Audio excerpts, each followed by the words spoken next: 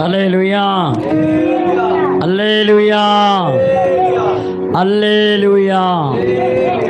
சொன்ன சொல்லை காப்பாற்றும் தெய்வம், அவரை விட ஒரு தெய்வம் வேற யாருமே இல்லை. அல்லேலூயா.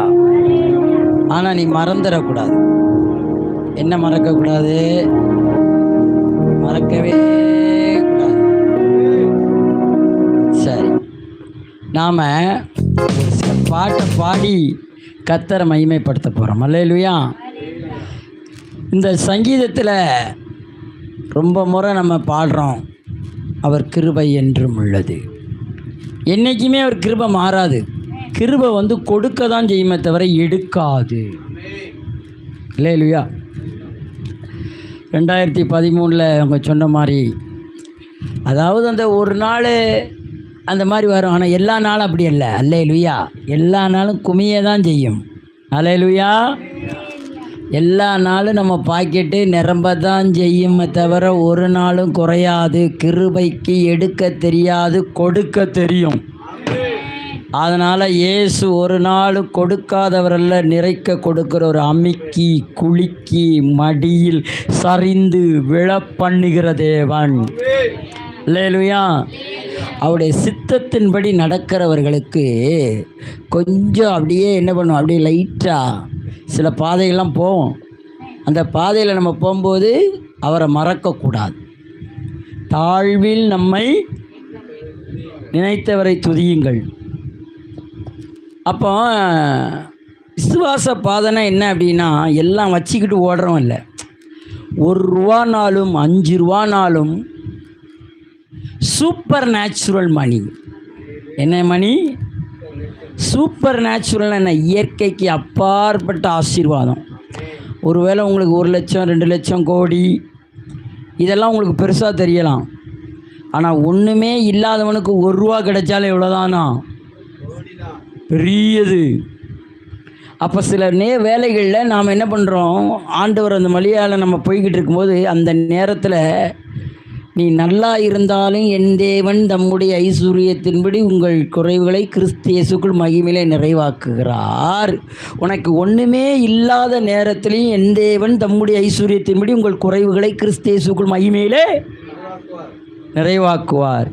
ஒரு நாள் நீ குறைஞ்சி போக மாட்ட. ஏன்னா உன்னுடைய அறிக்கையில் நீ விட்டு விடக்கூடாது. நீ அனுதினமும் ரட்சிக்கப்பட வேண்டும். ரட்சிப்பு நம்மகிட்ட இருக்கணும். இதுதான் தேவ சித்தம். ரோமர்கள் நிருபத்தில் சொல்கிறாரு, மரித்தோரிலிருந்து கிறிஸ்துவை எழுப்பினார் என்று நீ இருதயத்தில் விசுவாசிச்சனா, அப்போ இல்லாமையெல்லாம் கர்த்தர் இருக்கிறது போல தானே மாற்றுவார். மாற்றுவாரா? மாட்ட மாட்டாரா?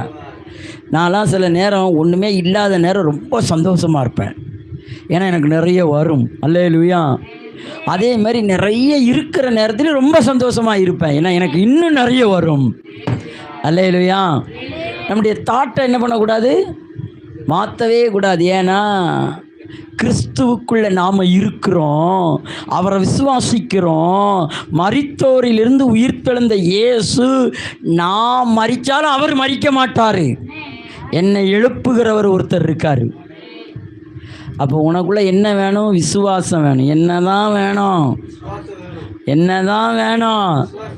என்னதான் வேணும்? விசுவாசம் இல்லைன்னா ஓட முடியாது, கிறிஸ்துவை சொல்ல முடியாது. உன்னை பார்க்குறவன் என்ன நினைப்பான்? அவனுக்கு என்ன, ஓ அவளுக்கு என்ன, ஓ அப்படிமா.